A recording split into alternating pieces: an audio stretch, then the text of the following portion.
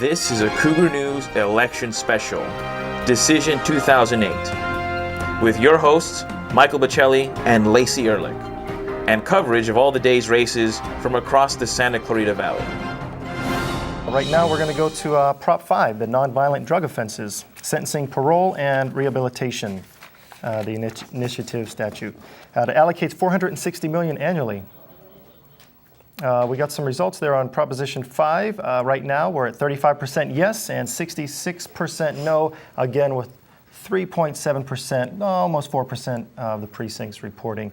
And we're just about at 8:35 in the evening. So we have some time, you know. Looks like they might have changed there with 66% no. I believe we're going to go to Megan Mann, who has a report on Proposition 5. It's no secret, California's prison system is busting at the seams. Designed to hold less than 85,000 inmates, today more than 170,000 men and women are behind bars. I've had people tell me they're sleeping on floors, they're sleeping in gymnasiums, they don't have a bed. And I can tell you the majority of the problem is based on the war on drugs. Gary Simons, longtime Santa Clarita defense attorney, says that if passed, Proposition 5 would help to alleviate overcrowding by keeping people who are not a threat to society out of prison. Reading this, it's obvious that there's going to be more money up front to fund these drug rehab programs. But in the long run, if we can keep people out of prison, it's just much cheaper. These prisons are costing us billions of dollars. Now, if passed, Proposition 5 will allot $460 million every year to expand drug rehab services in California. Supporters say that while it will keep nonviolent drug offenders on the road to recovery, it will also save California taxpayers an estimated $1 billion every year. But not everyone is convinced. LA County District Attorney Steve Cooley says under Proposition 5, Californians will pay twice, first for failed treatment and ultimately for incarceration. It doesn't matter to Prop 5 that you have a history of a career criminal and a person that has, over time, reaped havoc in the community because they look strictly at the committing offense. Proposition 5 shortens parole for drug dealers caught with up to $50,000 worth of methamphetamine. This is just bad public safety policy. Under Prop 5, drug offenders who are considered nonviolent and who successfully complete a rehabilitation program will see their parole drop from 3 years to 6 months. Hopefully they stay clean. Morgan Beasley works with LA County to help others fight their drug addictions. The ratio, the average for, they say, for any treatment center really is you stay clean for about a year after treatment. A 2003 study cited in a recent report by UCLA claims that 28% of people ordered to drug treatment in the United States complete their program. With a new 3-track diversion plan, Prop 5 would give drug offenders who fall off the wagon a second and then a third chance to complete rehab before being sent back to prison. Megan Mann, Cougar News. Thanks, Megan, with that report on Proposition 5. I believe we have some results maybe on Proposition 6 and 7, possibly. Let's see what we got. Yes, Proposition 6, law enforcement funding, 32% at a yes, 66% at a no, and again, almost 4% of the precincts reporting at almost 20 minutes of 9. And Prop 7, I believe we might have something on that too, the renewable energy generation. Let's see what we got here. Again, for Prop 7, Prop 7 requires that all utilities, including government-owned utilities, generate 20% of their power from renewable energy sources by 2010. For the results here, we have 35% at yes and a no at 66%. But again, we only have 3.7 precincts reporting, so it is still early. Yeah, we're early in the night, 20 minutes of 9. Almost 20 minutes of 9, and we're getting some results in, which are great. We'll be here again till 11 o'clock tonight with hopefully we'll have some final numbers tonight, and we'll see what happens. We want to move on now, to Prop 8. What Prop 8 does is eliminates the rights of same-sex couples allowed to marry. only a marriage between a man and a woman would be recognized as a valid marriage in California if this passes. Right now we have a yes at 58% and a no at 43%. We do have some more information on Proposition 8. We're going to go to Veronica Peoples for more. Veronica? As I researched Prop 8, I got an opportunity of a lifetime to travel to the city that started it all, beautiful San Francisco. As luck would have it, I stumbled onto a press conference just as California State Senate candidate Mark Leno was finishing up his thoughts on Prop 8. And do we want the government telling me who I have to love if I want a marriage license? Is that where we want our government? In between two people making the most intimate decision of their lives? Of course not. When I got back into town, I ran across protesters supporting Prop 8's passing. I pulled a protester aside for his thoughts. Proposition 8, I'll be voting yes, because it protects traditional marriage. Not that we're saying that, gays can't marry, but, it's basically saying, giving people that believe in traditional marriage the right to call it marriage, and still allow gays to have, whatever relationships they want to have, but we're just protecting our beliefs in traditional marriage. After experiencing both sides of the Prop 8 issue, I decided to ask a few students for their opinion. If I had to vote, I'd vote yes, just because I think the marriage in churches shouldn't get discrimination against. But at the same time, it's like there's places where they can get married, so they shouldn't have to go to a church that doesn't do it and start problems. Or the same as like in school, they shouldn't be teaching gay marriage, because like I'm not like a fan of the Bible or like in the religion, but I mean the way our society is based, it's based on a Christian moral basis, I guess. I think that if two people want to be together, I think they should let them. This is Veronica Peoples reporting for COC's Cougar News. Thanks, Veronica. On Proposition 8, I believe we're going to now look at Proposition 9, which is the criminal justice system's proposition for victims' rights. Right now we're at 56% yes, 44% no, again with almost 4% of the precincts reporting. Proposition 9, like I said, is the victims' rights. This is the one where I believe the victims who have, let's see here, notification of victims' opportunity for input during these phases of criminal justice process, including bail, pleas, sentencing, and parole. So they are notified in this Proposition 9. Okay. Moving on to Prop 10, which would provide, $3.425 billion to help consumers purchase alternative fuel vehicles. It also supports research for alternative fuels. It provides grants for cities and renewable energy projects, as well as to colleges for training in renewable energy technologies. We do have some results here. We're coming in with 37% yes and a 62% no for Proposition 10 with the alternative fuel sources. Well, let's see what we're going to believe. We're going to go to Prop 11 now. Prop 11, there we go. We have 56% yes, 44% no, with, again, almost 4% of the precincts reporting. So, again, we're still early in the results right now. It's still very early. And what's going on with Proposition 11, currently what's happening is the politicians draw their own districts. And so they don't really have to do much work to get reelected. It's almost a set thing because they're choosing their own districts for what they need to do. What Prop 11 would do is make it so that they need votes from 3 Democratic commissioners, 3 Republican commissioners, and 3 commissioners from neither party, so that they do have to have some votes from other people to get those boundaries set. And now we're going to take a look at Proposition 12, the Veterans Bond Act of 2008, and right now we have 59% at a yes and 40% at a no, at almost the 4% again on the precincts reporting. So again, you're getting live, up-to-date percentages, yes or no, on all propositions right here. And again, we're here till 11 o'clock tonight.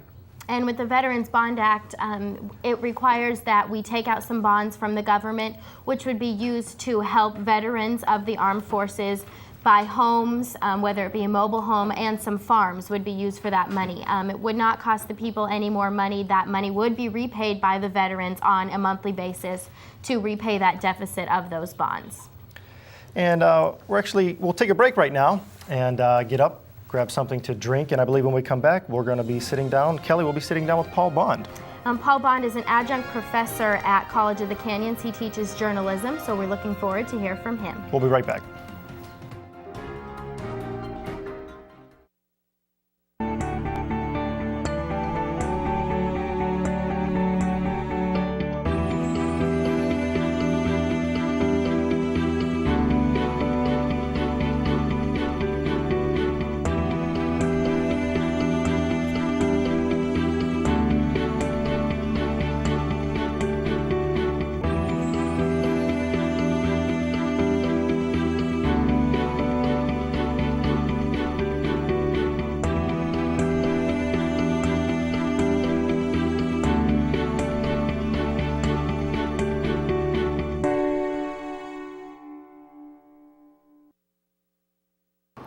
안녕.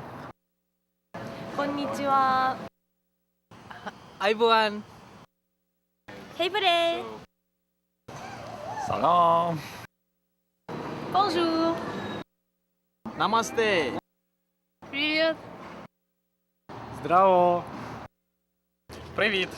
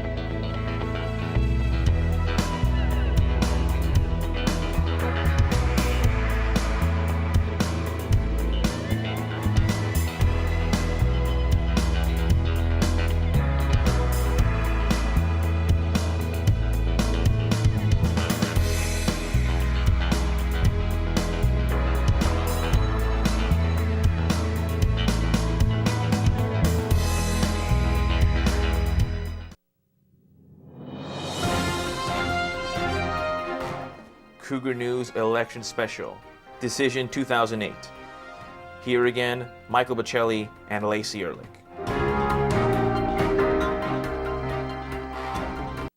And I'm Lacey Ehrlich. We want to thank you again for joining us. We just want to remind you to stay tuned. We do have more local numbers coming in with some of the elections at the different districts that we have around this valley. We're now going to go to Claudine Sarmiento, who is at the Democratic National Headquarters, to give us some more information. Tell me a little bit about yourself.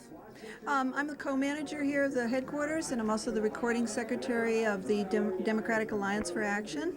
I've been involved in local politics since about 2004. After I retired, I had enough time.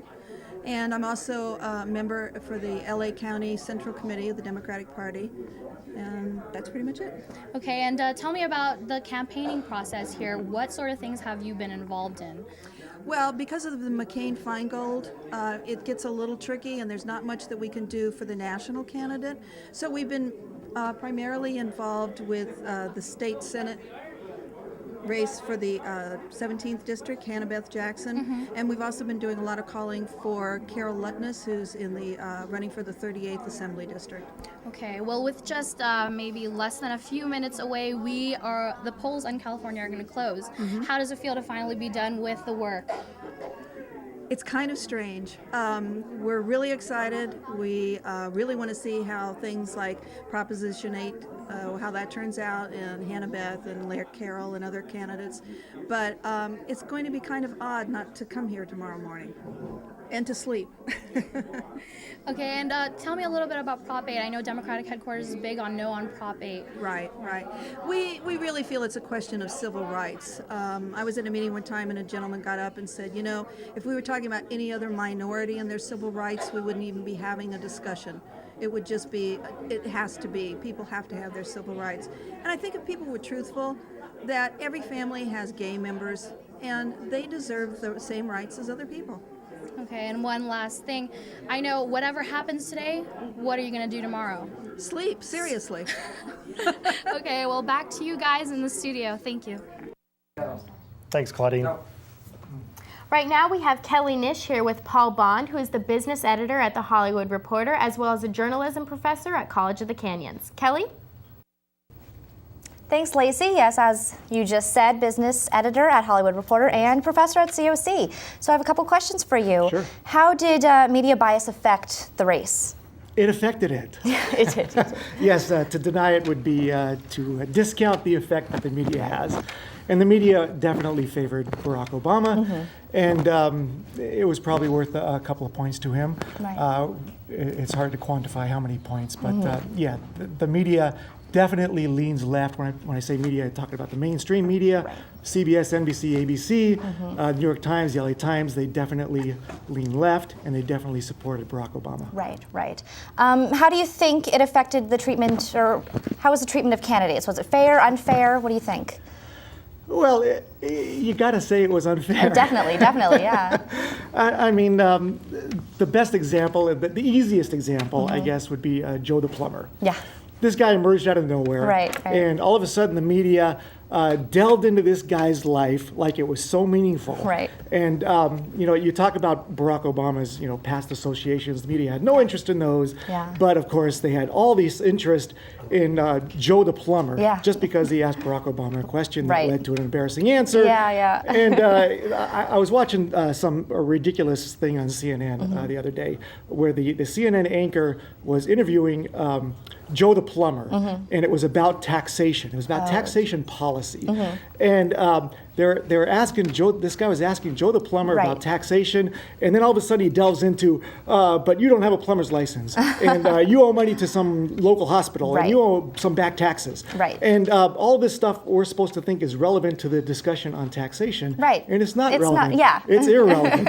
And you would think that in a discussion of taxation, he might mention, 50% of the wage of the highest wage earners pay 97% of the taxes. Right. That never entered the conversation. This stuff about Joe the plumber and his plumber's license, that did enter the conversation. Media, exactly. So it's media bias. Right. So the infamous negative attack ads have been running relentlessly. Yes, they How have. did these commercials in the end affect the voting, do you think?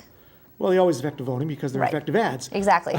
You can't ignore your opponent in a race. You can't just talk about yourself in these glowing terms without ever saying, but my opponent disagrees with me on this, and this is why you shouldn't vote for him. Right. I mean, that's essentially what an attack ad is. Exactly. And of course, they've been effective ever since the famous Daisy ad from the Goldwater campaign in the 60s. And of course, they were effective this time too. I mean, look, 4 years ago, John Kerry's campaign was turned upside down with, Swift vote veterans for truth, because their attack ads were so blistering against John Kerry. Right. And this year, of course, they were both effective. John McCain had his attack ads. John Kerry had his attack ads. And nowadays, you can go on the internet and fact check the attack ads. Right. And nowadays, you can run an attack ad for in one 30-second spot and get so much more mileage out of it because the cable news shows will dissect that attack ad and play it for free several times over. So you're getting a lot of mileage out of these attack ads. The media has slowly shifted to advocacy journalism. Do you agree or disagree? No, advocacy journalism sounds like a great idea because it sounds so happy. Advocacy journalism. Yeah. But advocacy journalism is just media bias, because what are you going to advocate for? It's up to the journalist to decide what to advocate for. Right. So of course their own biases come into play with advocacy journalism. Some journalists might think, hey, I'm doing the Lord's work here by promoting Barack Obama's campaign. But the people who disagree with Barack Obama don't think that. They think it's just bias in the media. Right. Well, I'd like to thank you, Paul. Thank you for coming in. We really appreciate it. Stay tuned because we have a couple more interviews coming up. Back to you guys at the main desk. Thank you. Thanks, Kelly. Now we want to update you with some information about the 19th District, which is the race between Tony Strickland and Hannah-Beth Jackson. Now, traditionally, this is a Republican seat, and the Democrats have been trying to take this, to get their name in there. Each side has spent about $2.4 million trying to get into that seat. It looks like we have some results coming through now. We have Tony Strickland at 49.5% and Hannah-Beth Jackson at 50.5%. So it's a pretty close race. We have 11.5 precincts reporting, so just as with the other polls, it is early to tell with this one, but it definitely is a close race. Wow. Yeah, that is close. One thing about this is it's a tiny part of the Santa Clarita Valley that is in this district, but it's still important. Most of this district is in the Santa Barbara and Ventura counties. We do have some more information on this. We're going to give you some more information on Tony Strickland and Hannah Beth Jackson in the 19th district. What do Santa Barbara, Thousand Oaks, Lompoc, and Santa Clarita have in common? You might think nothing, considering they're so far apart. But they are all part of virtually the only competitive state Senate race, California's 19th Senate District. If you live in this area of Santa Clarita, you're part of the 19th District. Based on the campaign ads, you would think Hannah Beth Jackson and Tony Strickland are running for governor. Tony Strickland has a problem with the truth. Hannah Beth Jackson is no friend of the California taxpayer. That's clear. The 19th District Senate seat is open because Tom McClintock is running for a congressional seat, and Jackson and Strickland are in a tight race. That's not lost on either candidate. Contributions have run up to about $8 million from both sides. In a town hall meeting in Ventura, Jackson and Strickland's stark differences were on display. I believe a lot of times we have this one-size-fits-all mentality. What's good for Ventura might not be good for Fresno, might not be good for Eureka or Los Angeles. What we have in Sacramento is a thought process that says we do it this one way and we don't offer any flexibility to local communities. I think the role of government is manifold. Government should partner with the private sector. Government needs to do some regulation of the private sector. I'll give you an example. Today, the United States Congress just instituted a $700 billion bailout. Why did we need a $700 billion bailout? Because government didn't do its job. Name-calling is typical of practically every campaign. Tony Strickland has managed to stick a name onto Hannah Beth Jackson. No wonder a local newspaper editorial referred to her as Taxin' Jackson. The Santa Barbara newspaper referred to her as Taxin' Jackson. When you've supported as many tax increases as she has, Taxin' Jackson fits. You know, I should have followed my mother's advice when I got married to take my husband's last name, so I no longer have the last name Jackson that does rhyme with taxon. It would be Eskin, and I don't know what that rhymes with. Jackson has also called attention to Strickland's friends. Tony Strickland took $148,000 from Big Tobacco and voted against stopping cigarette sales to minors. $76,000 from oil companies, and he opposed reducing global warming. Endorsements can sometimes play a role in a tight race. Strickland has been endorsed by Governor Schwarzenegger and Santa Clarita Mayor Bob Keller and council members Frank Ferry and Laurie Ender. He's even been endorsed by one-time motion picture subject Aaron Brockovich. I am a consumer advocate and I'm a Democrat, but I'm also an independent thinker, and so is Tony Strickland. Jackson, on the other hand, has been endorsed by California Senators Feinstein and Boxer, the Sierra Club, and the California Nurses and Teachers Associations. Both candidates were unavailable for interviews for this story. I'm Jose Franco for Cougar News. Thanks, Jose. We now go back to Kelly Nish with our next guest. Kelly. Thanks, Michael. We're here with Bruce McFarland, running for California 17th Senate District.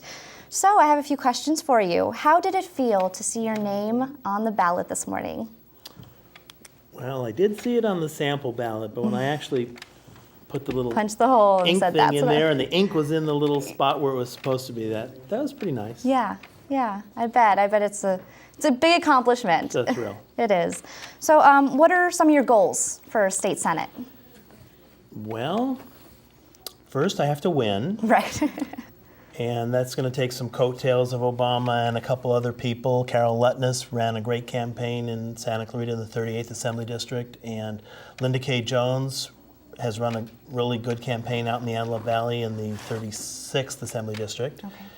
And a lot of Democrats have come out to vote. Mm-hmm. My particular area that I like to work on is small business development concerned with green technology. Mm-hmm. I think there's a lot of room to grow. One of the things that I've said in my literature is that I'd like the 17th District, which runs from Santa Paula, Fillmore, all the way out to Victorville, to become the Saudi Arabia of energy generation for California. Mm-hmm.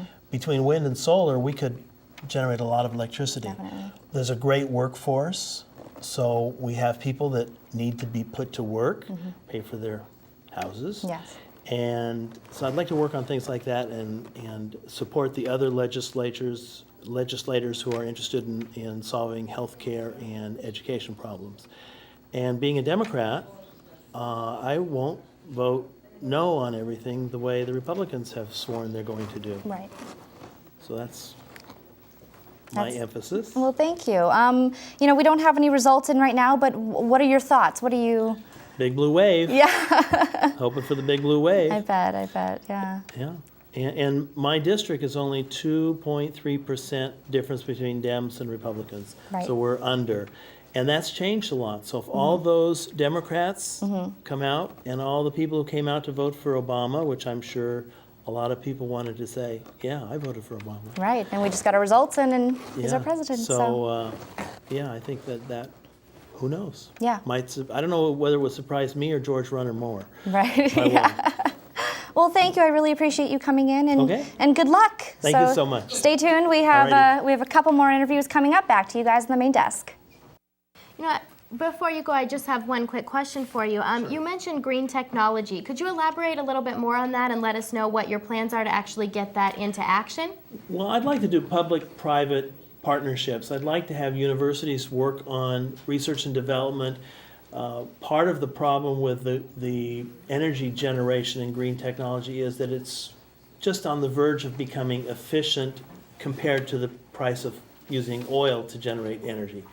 So if we can push that technology a little further and have universities work on it and have private enterprise develop and build the things that need to be built, either better solar cells or better wind turbines or whatever it is, we can become a leader in the research and development as well as producing the devices. And then as a public-private partnership, we can kick some of that money back into the state, not to mention selling all that stuff to other states and becoming a leader again like we used to be. Right, so I'm sure you voted yes on some of those propositions that gave money to colleges and universities for funding and things like that. Which ones in particular?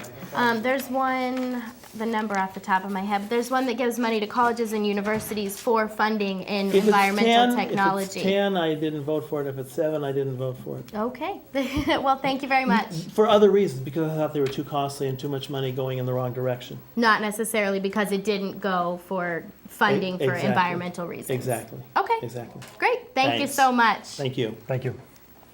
I believe we have some numbers now for you, possibly. Let's see what we got here. California State Senate, 17th District. Here we go. We have George Runner at 62%, Bruce McFarland at 38%. That's 12% of the precincts reporting. So again, we're still early with the results. Just after 9 o'clock, looks like we're getting, little by little, we're getting more of the numbers. Definitely. We do have some more information from Cameron Smythe, who is running in the 38th district. We do have a tape of him telling us a little bit about his platform and things that he is talking about in his election. So let's go hear a little bit from Cameron. 2 years ago, when the people of the 38th sent me to Sacramento, I told them that I was going to not be a wallflower in the Capitol, that I was going to fight for what I believed in, fight for making California a better place. And it didn't matter to me who came up with the ideas, Republican, Democrat. If the idea was good, it was something I supported, it was something that was going to benefit not only my district, but the entire state of California, I was going to get behind that. And I think that that's what I've done over the past 2 years, reaching across the aisle on numerous legislative fronts, but as well as holding the line on my own principles when it came to spending and taxes and limiting the size of our state government. And so I'm proud of the work I've done over the last 2 years, and certainly proud to have represented this community both as a mayor, city council member, and now as your state legislator. But there's more to be done, and I'd like to, with the support of the voters, to go back to Sacramento, continue what I've started, and finish the job. The state budget needs a complete overhaul. We need a complete structural reform of the state budget, because the biggest problem we have seen, that I've seen in my first 2 years here, is that so much of the budget is already accounted for constitutionally through propositions, through initiatives. And part of those propositions and initiatives include an automatic escalator in the budget year after year. And that is part of the Constitution. So regardless of where the income level is of the state or the revenues, there has to be constitutionally an automatic increase in spending on numerous programs. And so I think we need to allow some flexibility in that spending. We need to strengthen our reserves. The state has, in the years where we had $30 billion surpluses, the legislature spent it instead of having a solid rainy day fund. And we also need to put in some caps, because clearly the legislature has shown that it cannot control itself, and so we have to have a spending cap in place. Okay, looks like we might have some more numbers on that. We want to thank, of course, Cameron Smythe for sitting down with, actually that was from SCV TV.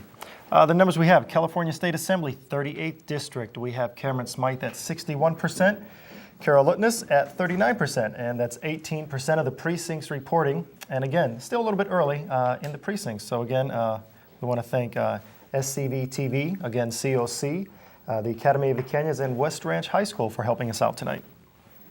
And we have Carol Lutness here with some more information talking to us. Let's go to Kelly with some more information. Kelly? Thanks, Lacey. Yes, we're here with Carol Lutness, 38th District. So I have a couple questions for you. Sure. Why are you running, just out of the blue? Well, I decided to run because of Isabella. This is my 11-and-a-half-year-old granddaughter. And I said, I cannot leave this world the way it is without doing one small thing to try to make it better. But I think we are facing environmental and economic collapse, and that it's because of the policies over the last 28 years that have been that have really caused tremendous problems economically and socially, politically, and environmentally. Right. So I want to see us have a vision for the future. Right. My concern is that the people who have been in power, their vision only extends to the next quarterly report. Did I make money? Mm-hmm. And I believe our value systems must extend to that. We must look forward to what the consequences of our actions are. Right. The Bible says a people without vision perish. Mm-hmm. And we must see that the consequences today of plundering our resources, of a conspicuous consumption type of lifestyle, this dog-eat-dog capitalism that leaves so many people behind, that causes so many economic catastrophes as we are witnessing today, that has to change. And that this whole vilification of the role of government has to change as well. Right. That government, I believe, should be the fulcrum between the corporate wants and the people's needs. That balance in the seesaw. Mm-hmm. That we have to come to some kind of way that delicate balance can be restored, mm-hmm. so that we can address the problems. Right. That it's a win-win situation. Mm-hmm. We have been so divided, right. because of this ideology, mm-hmm. that government is bad, and that the only thing that matters is I got mine, and I don't care about you, right. and all of those kinds of things. Right. That is a very, very poor vision. Mm-hmm. That can only lead to destruction. Right. So I want Isabella to have a good future, and so that's the reason. And I want every child to have a good future. Right. And we must recognize the consequences of today's behavior, right. will affect their future. Right. Well, thank you. You make some really great points, and I really appreciate you bringing your granddaughter in, and your daughter. And my daughter. And your daughter. She's yeah, over there. Yeah. Well, thank you. You make some really good points. I really appreciate you coming in, and I guess we can toss it back to the desk. Michael, Lacey? Thanks, Kelly. We just want to tell you, everybody, that the results for Measure SA are the same as they were just minutes after 8 o'clock. What's going on with Measure SA is the ballots have to be physically driven from the polling places to Norwalk. That's what takes so long. What we have right now for Measure SA, we are still at a 53% yes and a 47% no. We're now at 24% of the precincts reporting. Like I said, we will keep you updated on this information as we get the results coming into us. I actually want to go back to Carol. I just wanted to ask you, did you make your way out to any of the events tonight with the Democratic Party? I was just over at the Democratic headquarters, and it was thrilling because we got to be there when Obama reached the 270, and the crowd was just, just cheering and crying and hugging and feeling that this is a new beginning. That the power balance is being restored and the people are going to have a voice again. And I think that that's what Obama instills in people, that he is a person with vision, and that I see him as a person, as a real statesman, not a politician, a person who can rise above. He is somebody who does not take the lower ground. He doesn't try to attack or criticize. He tries to heal and bring people together. And I think that's one of his great, great strengths, is that he really respects all viewpoints, but I believe he's going to be a firm and decisive leader who will really be able to bring that balance back to what we need. And so I am totally thrilled, absolutely thrilled. And you can imagine headquarters was just yelling and screaming and having a wonderful time feeling about this victory. A lot of excitement. Yes, a lot. Thanks again for coming in. Let's go back to Measure SA. Like you were saying earlier, we have the same results as just about after 8 o'clock. And you were saying that the results actually are driven down to Norwalk. Yes, they have to take them from the poll places, and then they have to take them there to be counted and to make sure that everything is in order there. One thing that we did not bring up when we originally talked about Measure SA is that it can help relieve student overcrowding. And anyone who either goes to school in the Hart District right now or has children who go to school in the Hart District understand, the overcrowding that's happening in a lot of our schools. In the high schools, the parking lots are completely filled. Students are forced to park on the street. Overcrowding is a real problem in a lot of our schools. At Saugus High School, they even expanded the time a couple of years ago to walk in between different classes because it was just so overcrowded and there was construction, and students were late to their classes so often because there was just too many people and not enough space to get around. So with that Measure SA and that funding that we get for that, hopefully we can help to expand some of those schools and get some new buildings in there for the students and hopefully solve that overcrowding problem with the new school being built in Castaic. We're actually just getting some numbers in now. 70% of the precincts reporting for the President of the United States. We have Barack Obama at 51%, Senator John McCain at 48%. Barack Obama with 338 electoral votes, and Senator John McCain at 156 electoral votes. Going back to Measure SA, I wanted to say that here in Santa Clarita, our schools are rated some of the top schools in the state of California.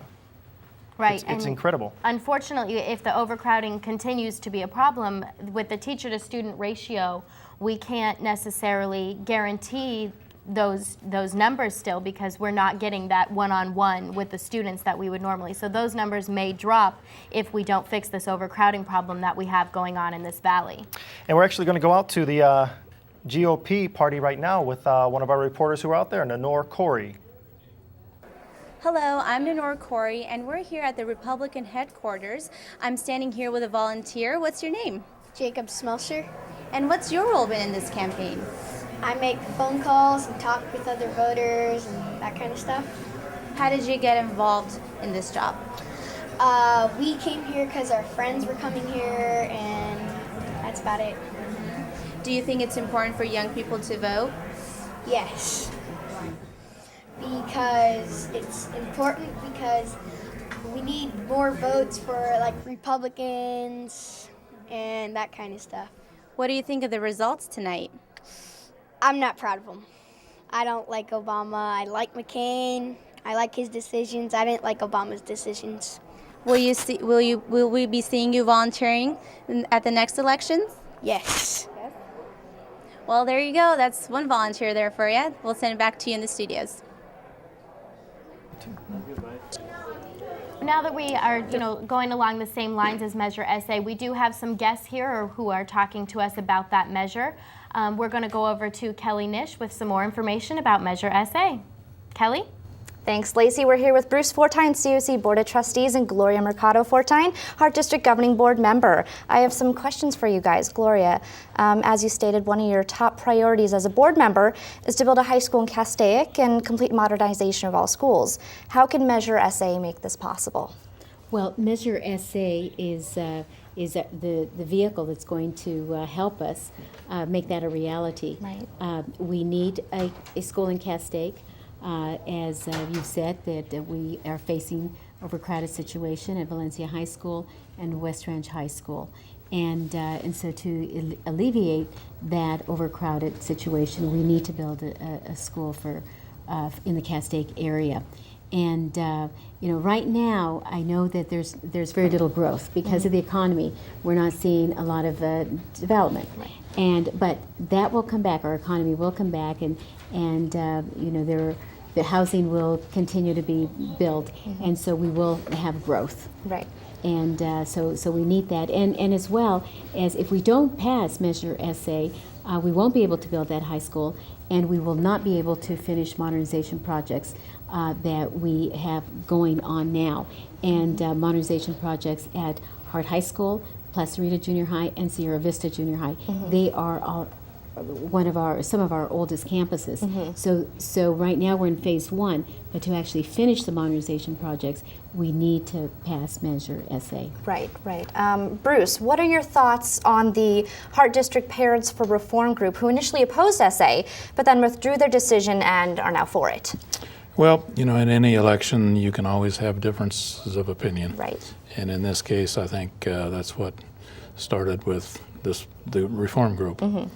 And with communication and really being able to sit down with them and talk about what the issues really are, I think that was what made the difference. Right. Gloria, how did the reform group and their withdrawal of their decision affect those who were undecided? Well, I think that, as Bruce said, that once we were able to address and talk about the issues that this group had, and a lot of it was encouraging the district to be a lot more transparent, so I think it helped. In other words, to talk about the issues and what were some of the concerns out there, and this group was representing some of those concerns that may have been there, in our community. So bringing those issues out and addressing them, I think it was very important for our district to do. Right. Now, Bruce, how is Measure SA different than Measure V? Well, Kelly, that's a really interesting question, because Measure V was really a lot of different people. The superintendent was somebody else. All of the administrators are new, and for the most part, most of them hadn't really worked on a bond election. And when that happens, it's a whole new dynamics. And really, I'm a little prejudiced, but one of the people who worked very hard on both of them was my wife, whom I haven't seen for several months now. she's always out knocking on doors or making phone calls or in committee meetings or on a cell phone. So they were two different types of bond elections. Technology was a lot different then. Cell phones were not as prevalent, and now they become a way of life. And even this evening, Gloria has been in touch with one of the committee members who was the chair of the committee, who was in China with the Chamber of Commerce. Yeah. And so there's communication going on as we speak. Right. Well, I thank you guys very much, Bruce Fortine and Gloria Mercado Fortine. Thank you. I appreciate you guys coming in. Stay tuned. We have a couple more interviews coming up, so back to you guys on the desk. Thanks, Kelly. We want to thank our visitors for coming in and talking with us. We now have Nenore Corey at the Republican headquarters to give us more information. Nenore? I'm Nenore Corey, and I'm standing here with Kevin Kornthal, a member of the Republican Central Committee. How's your evening going so far? Well, Nenore, I think there's a lot of mixed feelings here. I think obviously nationally, we had hoped that John McCain and Sarah Palin would be victorious this evening. It hasn't happened. We may have also seen the Democrats pull some extra seats both in the House and the Senate. However, I think on a local level here in the state of California, we may be doing okay. Our friend Tony Strickland, our friend Cameron Smythe, as well as our friend Audra Strickland seem to have pulled off very difficult races, and we're pleased about that, as well as some propositions. What is your take on Proposition 8? I think Proposition 8 was one of the most important propositions on the ballot. I think specifically dealing with this issue of marriage. We have been very supportive of Proposition 8. Not so much because it would stop gay couples from being married, but I think more importantly because it would probably lead to gay marriage being taught in our schools, which we really don't think it would be a productive way to go about it. We're very pleased that it appears at this point that Prop 8 will pass. What does Barack Obama's victory mean to the GOP? I think if you look at the big picture about what Barack Obama represented, he represented the idea of raising taxes on businesses. I think he's going to also have to raise taxes on everybody, but he's going to raise taxes on businesses. And I think also what's important to remember here is that Barack Obama was heavily supported by organized labor. So those people who have had some problem with big labor will have a lot more to deal with in the coming administration because they're going to be in control. They're going to be in the driver's seat. Well, thank you for joining us, and I'll send it back to you in the studio. Thanks, Nenore. I believe they were talking about the 19th district, the Tony Strickland race with Hannah-Beth Jackson. I think it's a little bit too close to call right now. I believe the gentleman was talking about Tony being a little bit ahead. Last time we checked, I believe we were about a 1% difference on that, but we'll get some numbers and we'll get them back to you as soon as possible. But now we want to go back out to Mary Barbarian, who's at the Democratic headquarters at Vincenzo. Actually, we got the numbers? Let's see. Let's go back to those numbers. Actually, here we go. Yeah, right about 1%. We're at Tony Strickland at 49.5%, actually behind Hannah-Beth Jackson at 50.5%. And that's with almost 12% of the precincts reporting. So there you go. There's the numbers of 920 as we got them. So now, again, we're going to go out to Mary Barbarian, who's at the Democratic headquarters at Vincenzo's Pizza. We're here with Barack Obama supporter Shelly Iams. How do you feel about the results? You really don't have any words to express it, but it's just something in your soul that's just joyous. And I had a couple of people pass in my family, and I know they would have wanted this day, to see this day. So it's really a happy moment, a really happy moment in our family right now. And your whole family is here to join you in this happy moment? Yeah, well, half of them are. So yeah, this is my son, the future, So this is all making way for him and my niece and all the other children that are out there. They know that they can do it, as long as they go to school and they keep striving at it, then they can really make something of themselves. So. Did you ever expect something like this to happen, or is it all a surprise to you and your family? Well, probably not my generation, but like my mother's and my grandmother's, their generation is probably saying like, whoa, I would never expected this. But my generation, we had hope, we kind of knew that something like this will happen sometime in our lifetime, so it's really a joyous moment for us. It really is. Yeah. Thank you, Shelly. A victorious moment it truly is for Barack Obama. Back to you in the studio. Thanks, Mary, for that report.